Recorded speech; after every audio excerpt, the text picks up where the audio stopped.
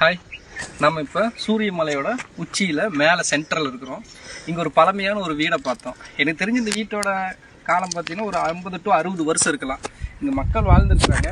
வாழ்ந்ததுக்கான சின்ன அடையாளம் பார்த்தீங்கன்னா இது பார்த்தீங்கன்னா ஒரு சின்னதாக ஒரு அம்மிக்கல். இங்கே தான் வந்து சமையல் செய்கிறதுக்காக தேவையான உணவுலாம் சமைக்கிறதுக்கு இப்போ செஞ்சுருக்குறாங்க. இங்கே ஒரு சின்னதாக ஒரு கோயில் ஒன்று இருக்குது.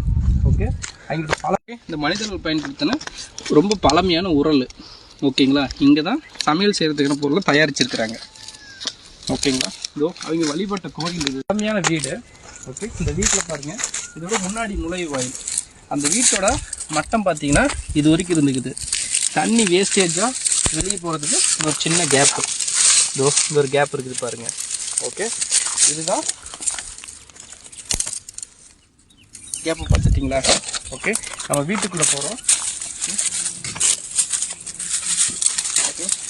வீட்டுக்குள்ளே வந்தால் வீட்டோட சென்டர் பகுதி இது. எல்லாம் கல்லாலேயே தான் கட்டியிருக்கிறாங்க. சிமெண்ட்லாம் யூஸ் பண்ணல, கல் மண் இதை தான் யூஸ் பண்ணிக்கிறாங்க. இங்கே பாருங்கள், இந்த இடத்துல நடுப்பகுதியில் ஒரு விளக்கு வைக்கிறதுக்காக ஒரு பகுதி கரியெல்லாம் கூட இருக்குது. இந்த விளக்கோட வெளிச்சத்தில் தான் மக்கள் வாழ்ந்துருக்குறாங்க. ஓகேங்களா, இயற்கையோட ஒன்றி இவ்வளோ அழகாக வாழ்ந்துருக்குறாங்க. ஸோ இந்த இடத்துக்கு முடிஞ்சால் விசிட் பண்ணுங்க.